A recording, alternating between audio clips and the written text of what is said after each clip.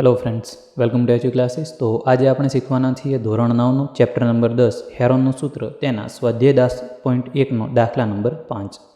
તો દાખલા નંબર 5 છે કે ત્રિકોણની બાજુઓ 12:17:25 ના પ્રમાણમાં હોય અને તેની પરિમિતિ 540 સેમી હોય તો તેનું ક્ષેત્રફળ શોધો. તો હવે રકમ વાંચીને તમને એવું જ લાગતું હશે કે આ જેમવાળો દાખલો આવ્યો એટલે આ દાખલો આપણને આવડશે નહીં. ના, દાખલો એકદમ સહેલો છે. ખાલી જો તમે સારી રીતે ધ્યાન આપશો અને એક વખતનો દાખલાને તમે ગણી લેશો તો તમને કમ્પ્લીટલી દાખલો આવડી જશે. તો દાખલામાં શું કરીશું, જે પ્રમાણે આપણે આગળ ગણતા હતા એ જ રીતે આ દાખલાને પણ આપણે ગણીશું. તો સૌપ્રથમ આપણે ABCની કિંમતો લખી દઈએ, A, B અને C. તો ચલો હવે અહીં જે કોઈ જેમમાં આપેલું હોય, કોઈ પણ ગણિતના કોઈ પણ દાખલાની અંદર જ્યારે જેમમાં આપેલું હોય ત્યારે શું કરવાનું, તો 3 એ 3ને લખી દેવાના. જો એકદમ સિમ્પલ કહું છું, યાદ રહી જશે. 12, 17 અને 25. પાછળ ખાલી શું લગાવવાના, x લગાવવાના. કારણ કે આ જે જેમ છે, જેમ એટલે કે ગુણોત્તર. ગુણોત્તર ક્યારે આવે, તો કે જ્યારે તેની અંદરથી સરખી સંખ્યાઓ કેન્સલ થાય. હવે એ સંખ્યા કઈ કેન્સલ થઈ છે એ આપણને ખબર નથી, તો માટે એ સંખ્યાની જગ્યાએ આપણે ધારીશું x. તો ટૂંકમાં તમારે શું યાદ રાખવાનું છે કે જ્યારે કોઈ પણ દાખલાની અંદર જેમ આપેલા હોય તો જેમ નીકાળી અને એ જગ્યાએ તમારે x લગાવી દેવાના. તો એની કિંમત થશે 12x, બીની કિંમત થશે 17x અને સીની કિંમત થશે 25x. તો હવે તમે કહેશો કે આગળ તો આપણને દાખલા આપેલા હતા એની અંદર આ રીતે કોઈ x નહોતા આવતા, તો હવે x સાથે તો અમારે કઈ રીતે હેરોનના સૂત્રની મદદથી ક્ષેત્રફળ શોધવું. તો સૌપ્રથમ આપણે આ xની કિંમત શોધીશું. એ xની કિંમત આપણે આની અંદર મૂકીશું એટલે આપણને એની ઓરિજિનલ કિંમત મળશે. તો હવે જુઓ, અહીં આપણને પરિમિતિ 540 સેન્ટીમીટર આપેલી છે. તો હવે તમને ખ્યાલ જ છે કે ત્રિકોણની ત્રણેય બાજુઓનો સરવાળો એટલે ત્રિકોણની પરિમિતિ. તો A + B + C બરાબર 540. એની કિંમત આપણને આપેલી છે 12x, બીની કિંમત 17x અને સીની કિંમત છે 25x બરાબર 540. હવે આ બધાનો સરવાળો કરીએ તો 2 અને 7 9, 9 અને 5 14, 14નો ચોગડો ઉપર વિધિ 1, 1 અને 1 2, 3, 4 અને 5. તો થશે 54x બરાબર 540. હવે xને કરતાં બનાવીએ તો 54 કઈ જગ્યાએ જવાના છે, 540ના ભાગાકારમાં. તો 54 - 540. તો xની કિંમત આપણને મળશે 10. હવે શું કરીશું, તો આ જે xની કિંમત મળે છે એને આપણે xની જગ્યાએ મૂકી દઈએ. તો હવે આની અંદર મૂકી દઈએ કે a બરાબર 12x છે, તો 12 ગુણ્યા xની કિંમત 10, તો એની કિંમત આપણને મળશે 120. એવી રીતે બીની કિંમત શોધી લઈએ.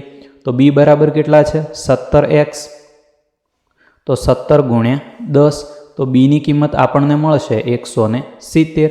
પાછળ એકમ કયો આવશે, તો હવે તમે કહેશો કે અહીં તો એકમ આપેલો નથી. તો પરિમિતિ આપણને આપેલી છે સેન્ટીમીટરમાં, તો પાછળ એકમ પણ થશે સેન્ટીમીટર. તો બીની કિંમત આપણને મળે છે 170 સેન્ટીમીટર. એવી રીતે સીની કિંમત શોધી લઈએ. તો સી 25x છે, તો 25 ગુણ્યા 10, તો સીની કિંમત આપણને મળશે 250 સેન્ટીમીટર. ચલો હવે ABCની કિંમત આપણને મળી ગઈ છે. હવે શું શોધીશું, હેરોનના સૂત્રની મદદથી ક્ષેત્રફળ શોધવા માટે જરૂર પડશે અર્ધ પરિમિતિની. તો અર્ધ પરિમિતિ એટલે કે S. S એટલે પરિમિતિના અડધા. પરિમિતિ છે 540, એના અડધા એટલે ભાગ્યા 2. તો S આપણને મળશે 270. પાછળ એકમ થશે સેન્ટીમીટર. તો S પણ આપણને મળી ગયા. હવે આપણે શું શોધીશું, ત્રિકોણનું ક્ષેત્રફળ.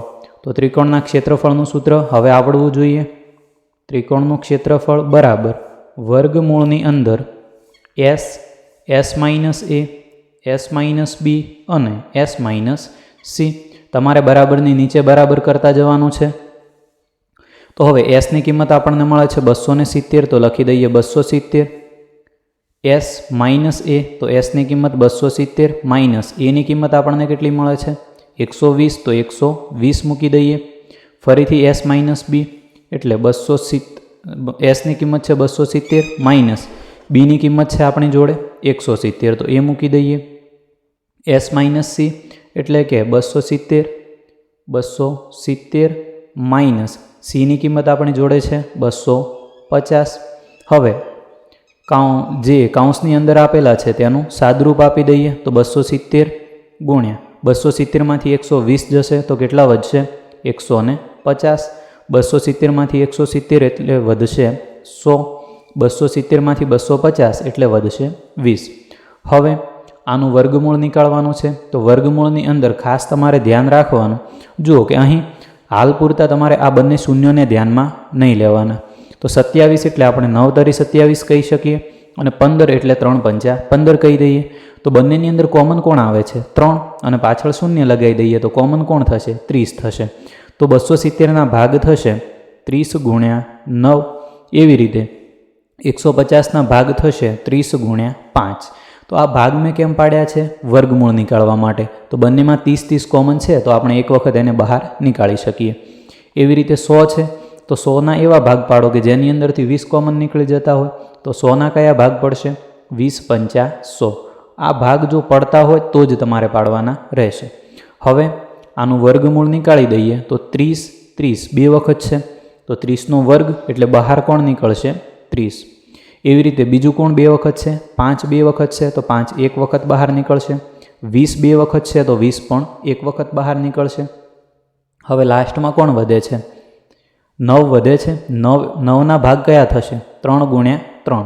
જુઓ અહીં 9ના ભાગ થશે 3 ગુણ્યા 3 તો એ પણ બે વખત છે તો બહાર કોણ નીકળશે એકલા 3.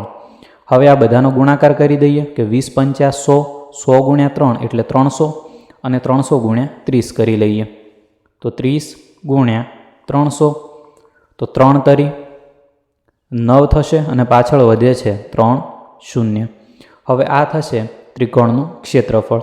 પાછળ એકમ કયો આવશે બધું સેન્ટીમીટરમાં છે તો સેન્ટીમીટરનો વર્ગ થશે. તો આ થશે આપણો ફાઇનલ આન્સર.